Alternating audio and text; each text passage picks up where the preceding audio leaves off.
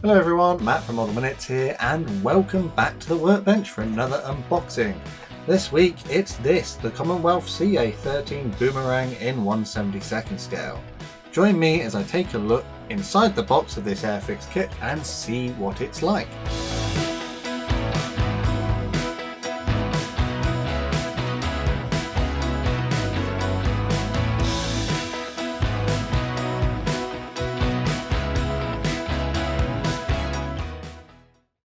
So starting off on the front of the box, it's immediately apparent that this is part of the Vintage Classics range.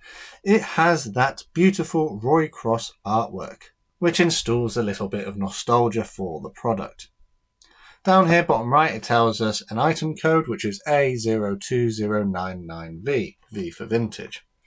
So flipping over to the back, you can see that there's absolutely nothing there, so we'll move on to this thin edge here. Some various warnings in different languages, addresses for Hornby, some symbols stating here, this one in particular, that it's suitable for those aged 8 years and older.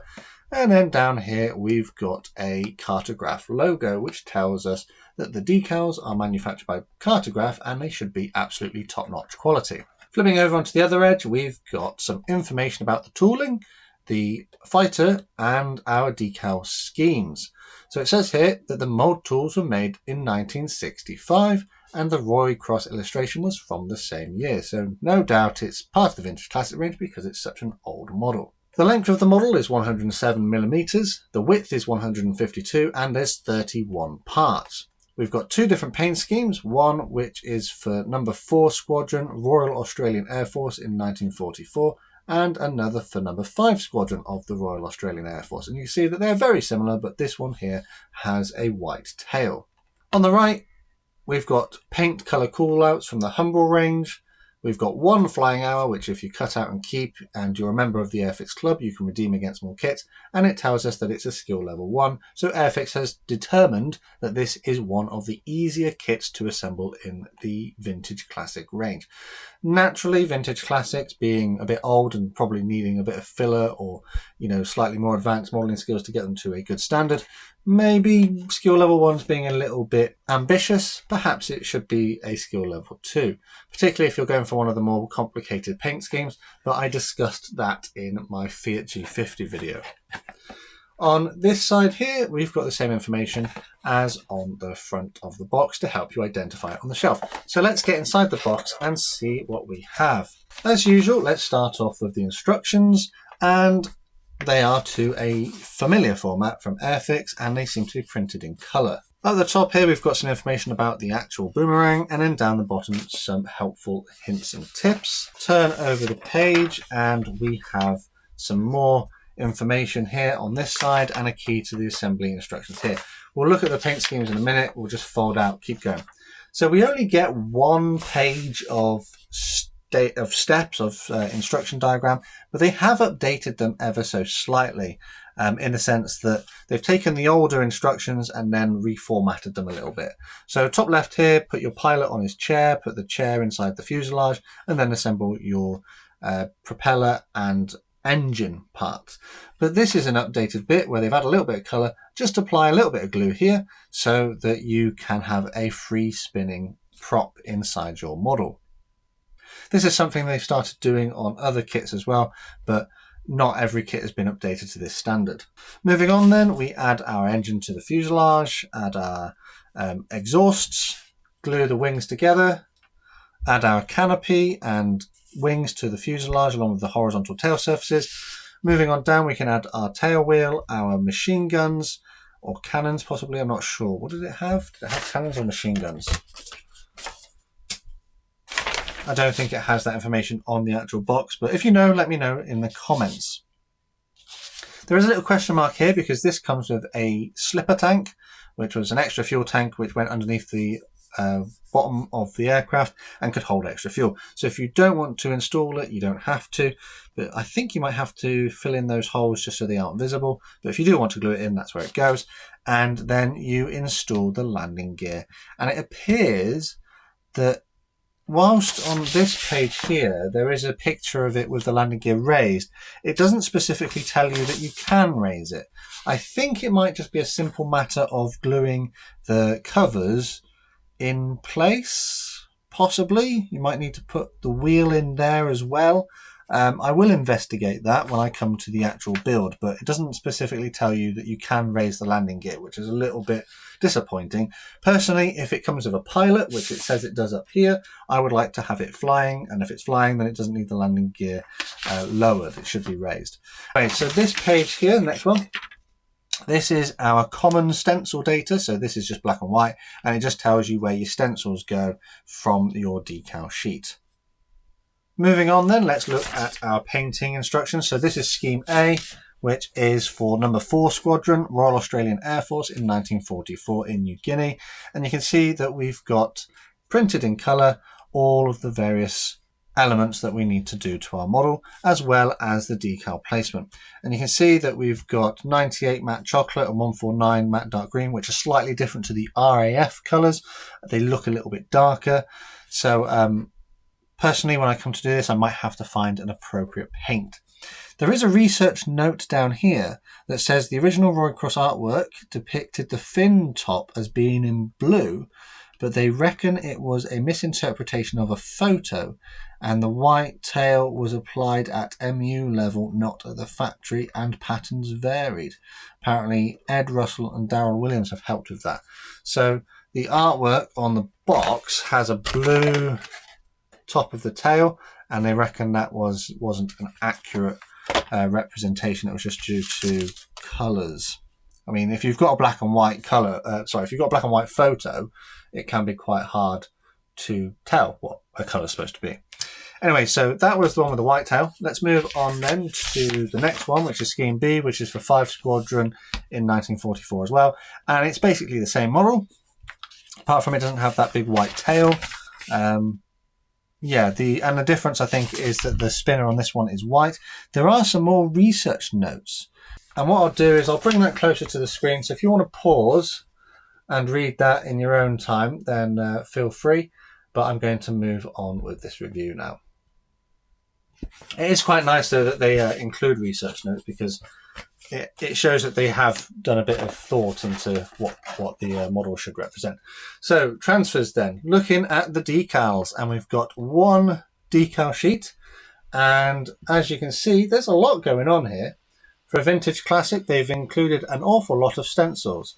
For a 1/72 scale kit, this does seem a little bit excessive, but you know, personally, like some of these, I mean, they've all printed really nicely, but like these tiny little ones are just basically black dots at this point. So, you know, being able to read them is a bit pointless.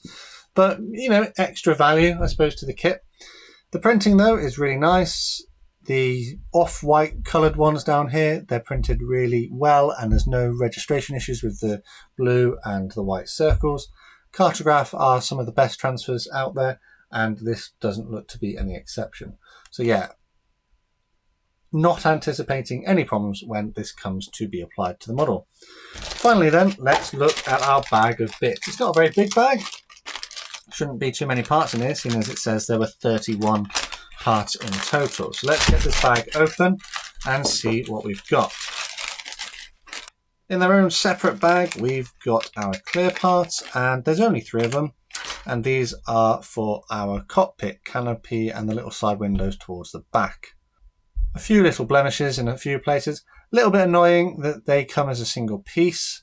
So the windscreen and the canopy are one part. You can't display the canopy open.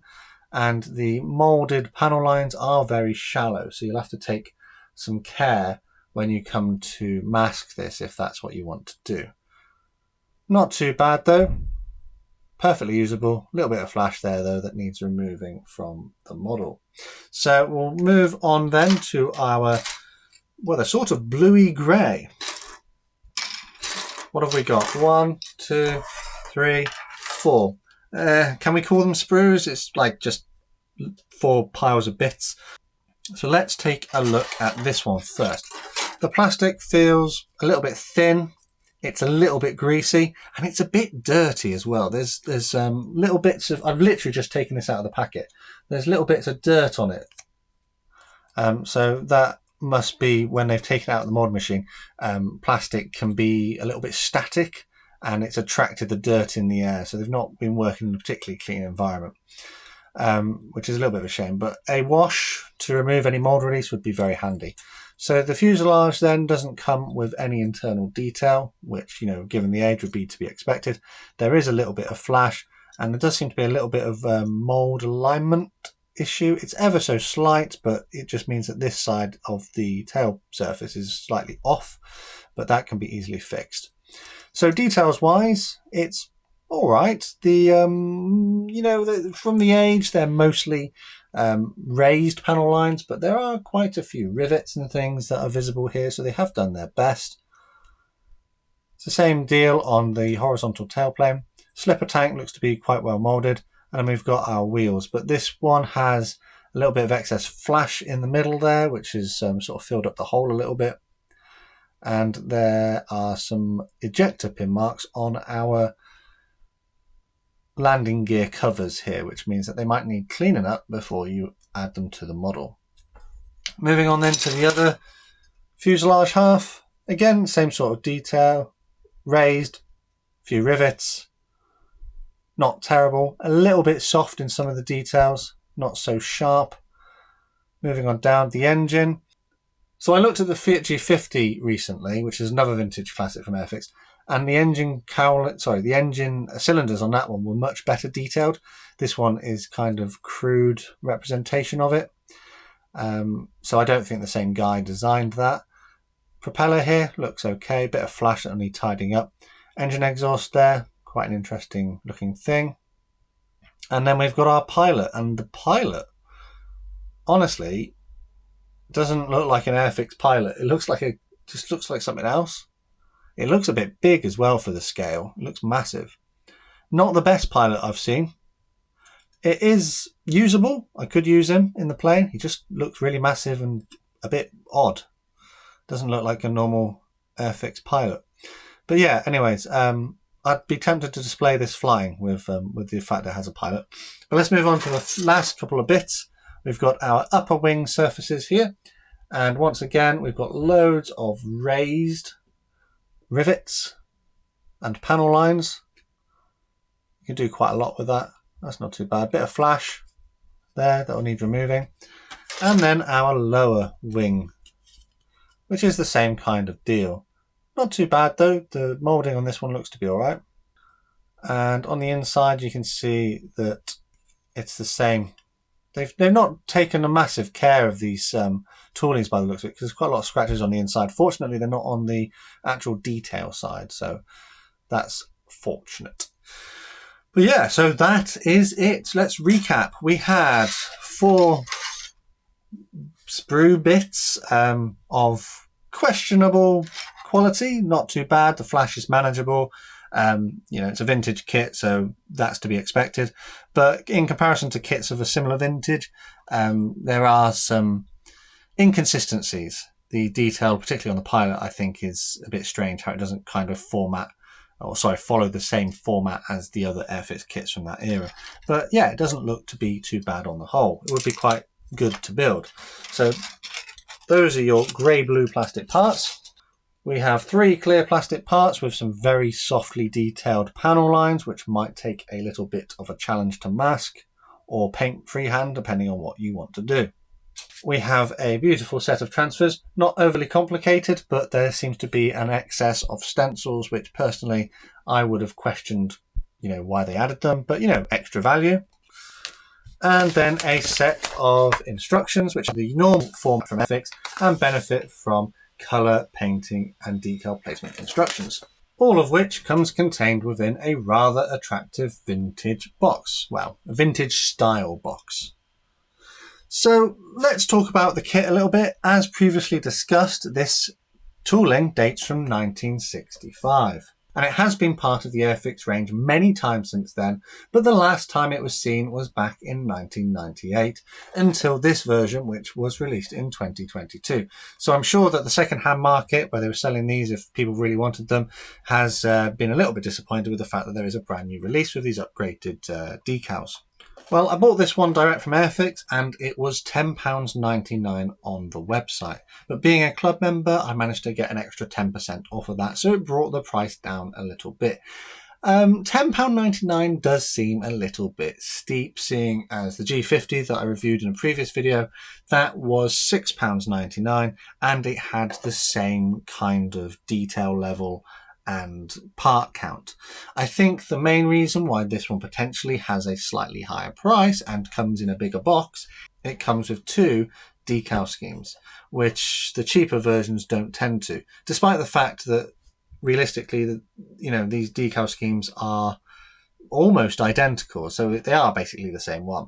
But I guess that's their justification for making it a more expensive kit. And if you go on Airfix's website, you'll see that as a trend. The cheaper kits with 1 decal scheme will be at a lower price than effectively the same kit, but with 2.